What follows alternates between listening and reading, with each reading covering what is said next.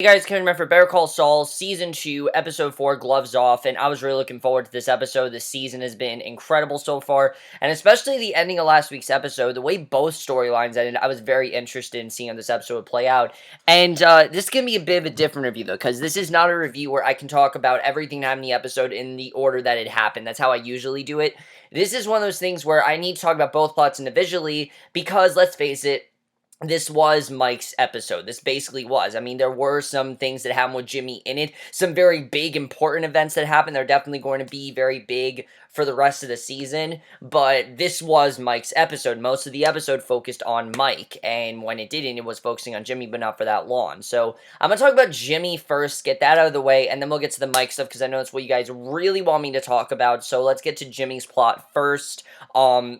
Which a lot happens in Jimmy's plot, definitely. A lot more happens in Mike's, but a lot happens in Jimmy's. Because as we know, Jimmy ran a TV commercial pretty much illegally. Like, he ran it without the consent of his boss, and obviously Cliff is really upset about it, and he's showing the clip to Cliff and his parents, and Cordova and Linton, and basically no one's impressed. No one's impressed at all, or, that he decided to do this all on his own, or his decision to run the commercial without their consent.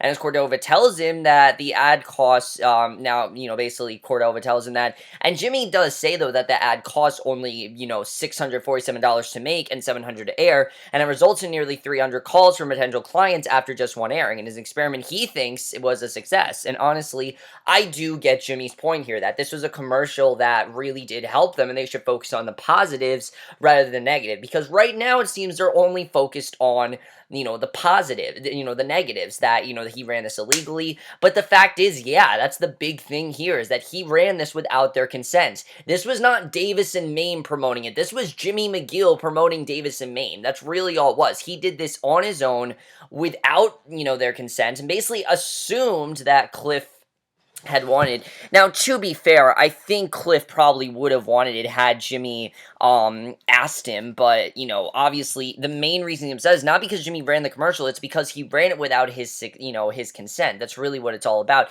and that he really did it on his own. It's impressive, but I like what Cliff says, that he used the words experiment like he's the Wright brothers, like it really isn't that big of a deal. He ran a commercial, and that he shouldn't try to, make himself proud or make them feel like he accomplished something, because again, what he did was wrong at the end of the day, and he needs to understand that. So Jimmy's continuing to defend his spot, and Cliff and the partners tell him he would damage their reputation with other clients who, unlike the Sandpiper case, actually keep the lights on at the White Shoe firm, which he doesn't, and Cliff says that there's not a lot of love for him in the room at the moment. You can tell that he's really upset. In fact, the other two partners want to just fire Jimmy. They want to fire him right then and there. I probably would have. I mean, I understand Jimmy's point, but yeah, I can understand why they would be really upset. I mean, this was something that was done without Cliff's consent. I can understand why he's really upset about this. But Cliff says that he's going to give him a second chance. He's not going to fire him because he didn't really do anything wrong. It's just he really fucked up in not, asking him if he should have done this. And Cliff tells him that, he knows that this is both strike 1 and 2, and going forward, if he makes another problem, then he's basically going to keep watch of him. He's going to be on his watch, and he needs to be very careful what he does, because if Jimmy makes another mistake, that's it. Cliff's just going to fire him, and I like that Cliff pointed that out. He said, look, I like you as a person, I think you're a good worker, but if you do something like this again, you're going to get fired, and that's just how it is, and I can totally understand that. I've had things happen to me like that at when I was working. I've worked somewhere, and that happened to me, things like that. I mean, they take that stuff very seriously, something like that. Now, I didn't do what Jimmy did, and I think what Jimmy did is not really good. I mean, I know in his mind, it is a good thing what he did, but it really wasn't. I mean, something like that, you could get in a lot of, legal problems and things like that. A lot of things could happen, and luckily they didn't, but they could have happened, and Jimmy really fucked up here. So Jimmy walks out of the dressing down without saying a word, neither an apology or words of gratitude, and I can understand, he's really just shocked. I mean, really, what do you say after that? After what Cliff said, I don't really know what Jimmy could have said to make himself look good. He knows he can't really say anything.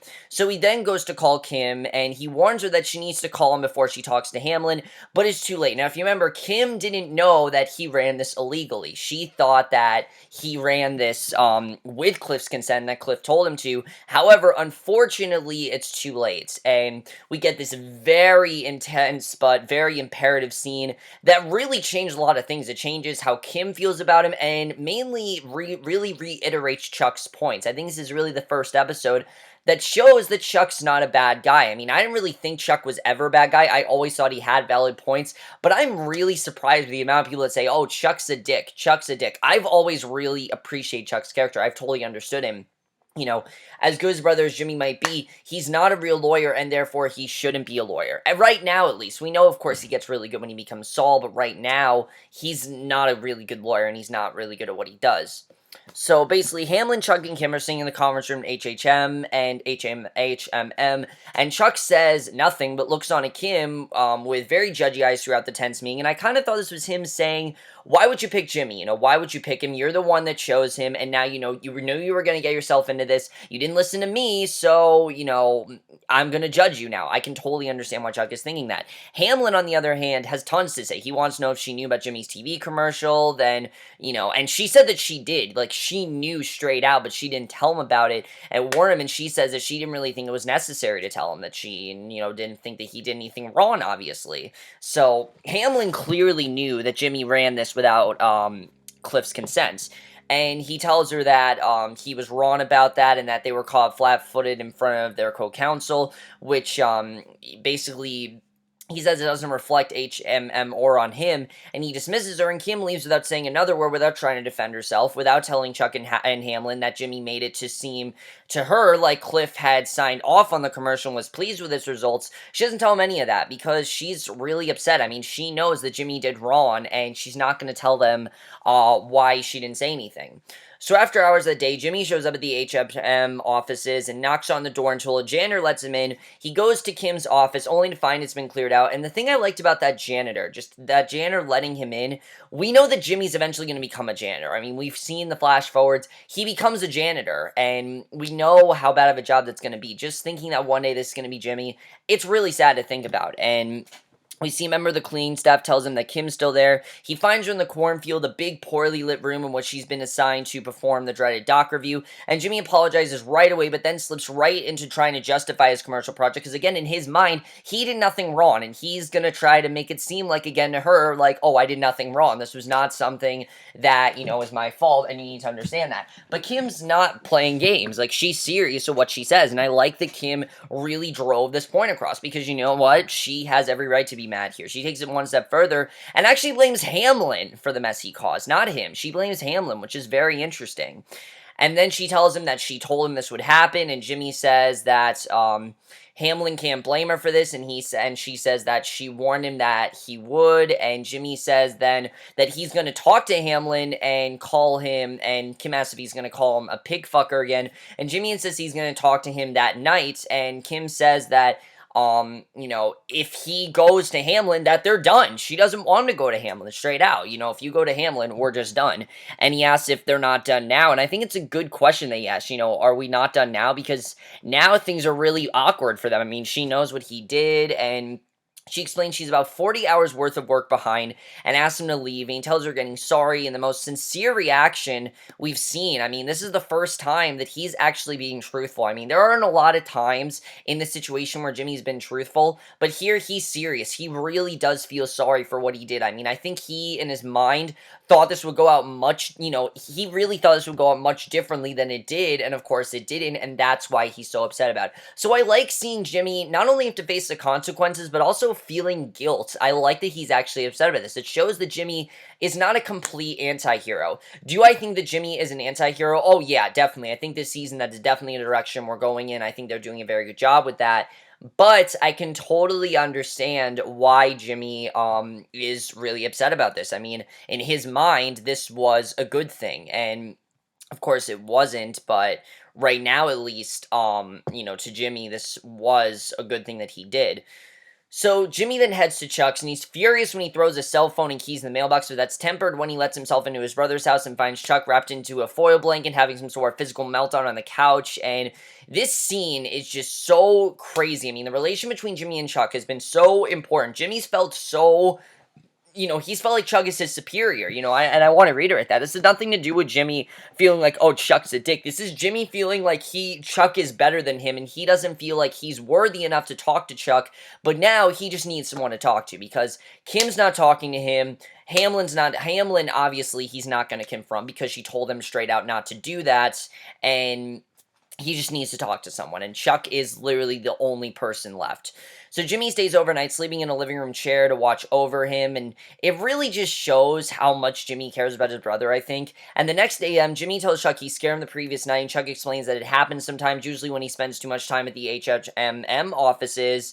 And this again, I think, justifies Chuck's points, why Jimmy's doing wrong, because this really is a problem for Chuck, and that Jimmy's opening to delve into what he originally came there for, to ask Chuck why he's using Kim to get to Jimmy, because that's what he's doing. He's clearly just using Kim to get Jimmy to wake up, and Chuck denies making the decision. This was not his, position to do that. He says, I had nothing to do with this, but Jimmy says that he knows Hamlin did Chuck's dirty work. Chuck tells him that if Hamlin was his puppet, he certainly wouldn't have recommended him to Davis and Maine, because of course, Hamlin was the one that did that, and Jimmy goes on to explain that Kim didn't know he had gotten Cliff's okay to run the commercial, and that she wouldn't have made him look bad by telling Chuck and Hamlin that in her own defense, but Chuck says that at the least the situation still shows she has bad judgment in trusting Jimmy. And that's really what he's trying to do. And it's true. I mean, there aren't many people that should trust Jimmy. And I like what Chuck says to him, that Jimmy, is pleading for Kim to be reinstated to her old job duties, because it's clear that Kim has now been, she's now been lowered, and they don't trust her as much, and he also refused to acknowledge she did anything wrong with the commercial, which obviously frustrates Chuck. I think deep down Jimmy knows he did wrong, but he can't admit it because he had very good intentions, and while his intentions were good, they weren't strong enough to support what he did. I mean, he did wrong, and he needs to admit to that. And Chuck tells him that he always thinks the end justifies the means, then is forever shocked when it all blows up in his face. And yeah, that's true. Jimmy always thinks there are reasons for doing things that are fundamentally wrong, and he doesn't really think of the consequences. But it always goes wrong, and Jimmy keeps on doing it. That is why Chuck is upset with him. It has nothing to do with him not being a real lawyer. It's all the fact that Jimmy is making these poor choices and they go wrong for him, and he doesn't really learn anything from them. And Chuck tells him that he broke the rules, he turned Kim into his accessory, and he embarrassed Hamlin, who inexplicably vouched for him with Cliff, and he made Cliff and his partners look like schmucks, and, there's just so many things that he did wrong, and he talks about how he hasn't fired him for this, positively mystifies him, and I like what he says here, that he does love him. He's his brother and he loves him, but he's like an alcoholic who refuses to admit he's got a problem. That he won't admit that this is a problem. He lies a lot, and it's something that Jimmy isn't admitting, that he's someone that he's a pathological liar, and he starts to believe his own lies, kind of, and he doesn't really admit that he's doing anything wrong, and it's something that is really ruining him. He says that someone has given him the keys to the school bus, he's not going to let him drive off a cliff. He's really just trying to point him in the right direction, and I like the way the show really showed that, and I thought they did a very good job of that, because like I said, there are a lot of people that think that Chuck is the bad guy here. I really don't think that Chuck's a bad guy. I think he's really just the brother trying to point Jimmy in the right direction, and I like the way they're handling that. So Jimmy is completely unmoved. He literally doesn't have much to say. He's like, alright, whatever, and he offers a deal that he's gonna quit Davis and Maine and take the chimp with a machine gun out of the law profession forever. And if Chuck will see to it that Kim's job situation reverts to what it was before the TV commercial, then that's what's going to happen. But I like what Chuck says, that this is not, let's make a deal. There are a lot more to it than that. Jimmy's not going to get his way, and even though he wants this deal, it's not necessarily going to work. But Jimmy says that's exactly what it is. Chuck refused to go along with the proposal, saying there would be, it's not going to work out. It's just not going to work. And Chuck asks if he wants him to commit a felony because that's what's wrong, and I like that Chuck's telling him, look, do you really think about the consequences here? Because that's what you want me to do. And he says, he believes that deep down he's a hypocrite, and Jimmy says, let's find out, to come on down, and it's really getting crazy here. And Chuck says that he's not the bad guy. He doesn't want to be a lawyer. That's between him and the New Mexico State Bar, and he wants to quit Davis and Maine, be his guest. He clearly doesn't need any help from him to tank his career, and he's doing just fine on his own. And speaking of which, it's an hour drive to Santa Fe, even even if he leaves right now, he's still going to be at least 20 minutes late for work. And again, it really just shows that nothing seems to be getting through to Jimmy. As much as he's feeling upset, even though he's realizing that Kim is really getting affected by what's going on, nothing seems to be going through Jimmy's head. Nothing's making him think, oh, maybe I'm doing something wrong here. That's not going through his head, and that's a big problem, obviously. It's something that Chuck is clearly trying to help him with, and it's not really working for Jimmy. So I really did feel bad for Jimmy here, because again, he's not really understanding this. He doesn't seem to be really thinking much of this, because in his mind, this is how things are going to go, and it really does show why Jimmy's eventually going to become a very good lawyer. It really does show that. Right now, though, he's not really a lawyer, and he doesn't seem like he wants to be one, and it's very sad to watch, but I really do feel like it's only going to get worse. Chuck and Jimmy's relationship, it's only going to get worse. Chuck just loves his brother. He's trying to point him in the right direction, and I like they really showed that here. So that's pretty much everything that happens with Jimmy. Not a lot happened. A lot does happen, but there's going to be a lot more that happens here, definitely. Especially in the next episode, I know a lot more is going to happen. So let's get to Mike, because like I said, most of this episode focuses solely on Mike, and I thought they did a very good job of that. It very much reminded me of 5-0, the episode that just focused on Mike and nothing else. This was kind of like that, except there were some Jimmy tidbits thrown in there that were very important, but Mike really was the center of this episode. So we see right away in the beginning of the episode, Mike arrives home, he throws an envelope of cash on the table, $100 bills split out, and grabs a beer from the fridge. Then he opens the freezer, takes out a bag of crinkle-cut carrots, which he puts in his face, and we can see that his face is a bloody mess. I mean, there's blood literally all over his face, his eyes swollen and bruised, it is slammed shut, and in his hands are a pair of silver boxing glove charms and a chain, and we have no idea what happened. We know he got into a fight, we don't know who these boxing gloves belong to, and we don't even know who beat him up. We have no idea what's going on there. We know it is definitely in connection to what happened last week, and we definitely do get into that in this episode, which was really crazy, I gotta say. Everything we saw with Mike really got crazy. So, we find out right away, if you remember, Nacho tells Mike that he wanted someone to go away. Now, I was thinking that he was talking about Price, Price, the guy that was working for them, it wasn't really working out, and he just wanted his father's baseball cards. That's who I thought he was talking about. He's actually talking about Tuco, which I like that Tuco came back in this episode, because we haven't heard of Tuco since episode 2, and we need to hear more from him, because he, if you remember, is the head of this cartel, so he basically, in addition to use his own brand of crazy, becomes even more dangerous when he uses his own product. And Nacho relates how he once got high and shot a guy he liked, in the head because of how just, not stable he was, now his mental state was. And Nacho was staying right behind the guy, and now has a piece of that guy's skull embedded in his shoulder, which it was very hard to listen to this scene, but it's very important. So basically, when Mike asks if Nacho's sure he wants to take out his partner, Nacho is sure, especially since Tuco started using crystal meth, which I do think is supposed to be a Breaking Bad reference. I mean, that entire show was about crystal meth, so I think it's just starting to show that this definitely was going on while Walt and Jesse were making the crystal meth. There is another reference to Tuco, in this episode that I will get into. So Nacho proposes that Mike just assassinates Tuco when he leaves Mike Joanico, and that the Mexican restaurant where Nacho and Tuco met up with their dealers to pick up their profits every Tuesday, and Mike considers it that the $50,000 Nacho is offering would go a long way towards getting Kaylee and Stacy out of the dangerous neighborhood, because if you remember, that's his main goal, is to do whatever he can to get Kaylee and Stacy out of the neighborhood, and that's what he needs to do. He needs to get them out of there, and if it means that he has to kill Tuco, he's going to get the money, he's willing to do that. And he even meets with a gun dealer to secure a weapon. Ultimately, he decides not to buy a gun and not to kill Tuco. And remember, we still don't know what's going on with Kaylee and Stacy, who's breaking into their house, that has any connection to what's going on, which I kind of am starting to feel like it does. I feel like there's some sort of connection there, like maybe someone's trying to bargain with him or something. I don't really know, but I feel like definitely what's going on with Kaylee and Stacy with their house is definitely connected to Mike in this cartel business, and that he needs to somehow get out of it.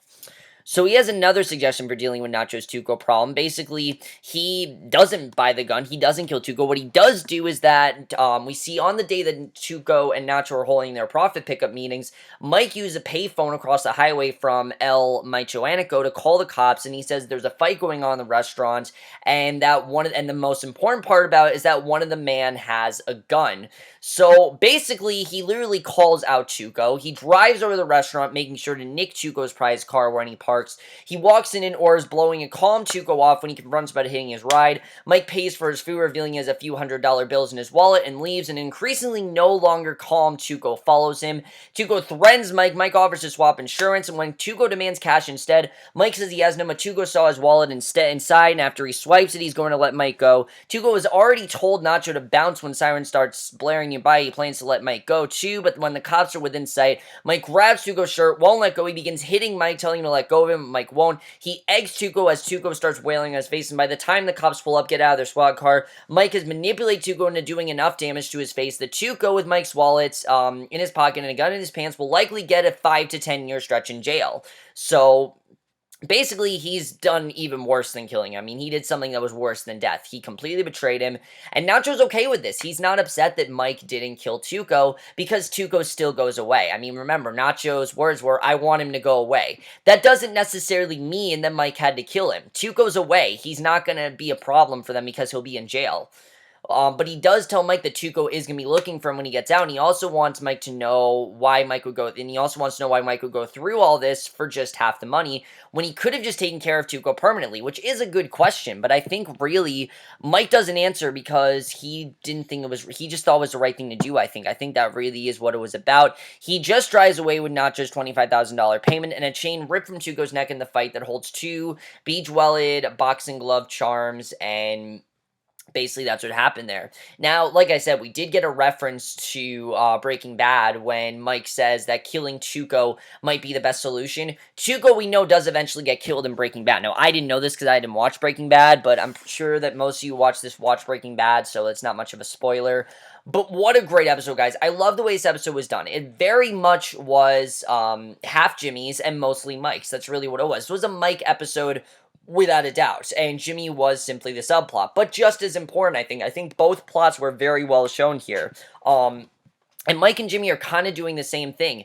They're not doing what they're told. They're doing what they think is best for them. And either way, it's playing out the way they're both doing. And I like the way they handled this. They both plots were about making deals, really. But let's talk about Jimmy, because Jimmy clearly thinks that this is going to be a lot easier than it is. And I think he really needs to wake up and listen to Chuck, because Chuck does have some very good points when he's saying, look, this is not going to work. And I'm just your brother. I'm trying to look out for you. I really do agree with what Chuck is saying, that he literally is just trying to look out for him, and Jimmy's not really listening to him, and he should be, because Chuck really does care about his brother, and he wants to help him, and I can totally understand. I think they really showed that very well here, and things between Jimmy and Kim are going to be very awkward now, because Jimmy nearly got Kim fired, and I would not be surprised if Kim does get fired this season. I think that's going to happen, because remember, Jimmy fucks up again, he's fired from Davis and Maine, and then that's not Kim's problem. It's not, because she does not work in Davis and Maine, so that's not her problem.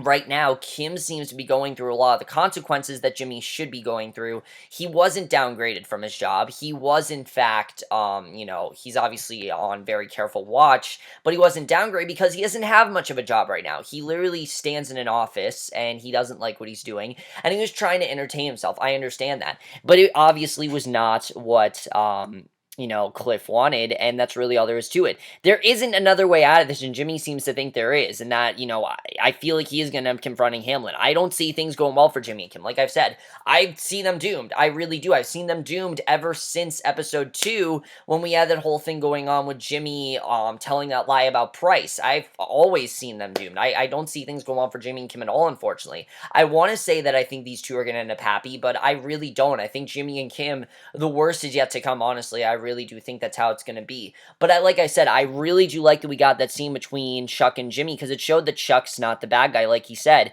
And while Jimmy thinks he is, Chuck, again, is really just trying to point him in the right direction, and I think they showed that very well there. I really did like seeing that. But as far as Mike goes, Mike, of course, did not kill Tuco. How is he going to get the rest of this money? Because obviously he only has half the payment now. So how does he expect to get the rest of the money? I don't really know what he's going to do, but it's clear that his main goal is doing what's best for him. And obviously he wants to get Kaylee and Stacy out of the house. That's what he mainly wants to do. So what is his main goal? We'll have to see what happens there, because that's definitely going to be very interesting to see what ends up happening with that, because clearly that's the most important thing for him right now, is get them out of there, and we'll have to see what what happens with that. Tuco obviously breaks out of prison. Again, like I said, we know that he gets killed on Breaking Bad. He does break out of prison, and we'll have to see what happens with that, because that's going to be very interesting as well. But what is Jimmy really going to do in this situation? I mean, is he going to quit Davis and Maine? Is he going to, we don't really know what he's going to do. We know obviously he's going to become Saul, but is he going to quit Davis and Maine? I mean, really, he should be listening to Chuck, and he doesn't seem to be. And it's just a problem that he has that is not going to work. And we'll have to see what happens with that. But overall, guys, amazing episode. I really did love this episode overall. I know I had a lot more to say about this episode than usual. This was just a really, I think, interesting episode. Everything about it was really interesting. I know a lot of people say, oh, this show's very slow, but I always find it interesting. I'm never bored with this show. I'm always into it. I always find the plots very interesting, especially this episode. Like I said, it was just about making deals. That's what it was. Jimmy tried to make a deal. He failed. Mike made a deal, and he won. Why? Because they did it in the right ways. Jimmy did it in all the wrong ways. Jimmy should have done things, more secretive. He should not have probably put it up for everyone to see. He definitely shouldn't have done that. And Mike did it by doing sort of what Nacho wanted him to do. And it's just very interesting to see the way that turned out. Like I said, I really don't think, I think Kim's job is really in jeopardy. I really do think it is. I don't think it's going to... Now, also, I want to hear your guys' thoughts. Do you think the right thing was for Mike to spare Tuco's life? Or should he have just, done what...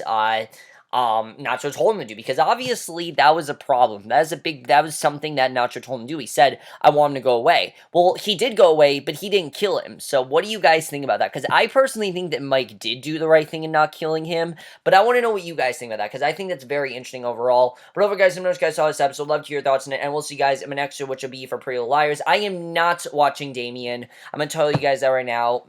You guys looking for Damien review? I heard that show's shit. I have. I've heard terrible things about it.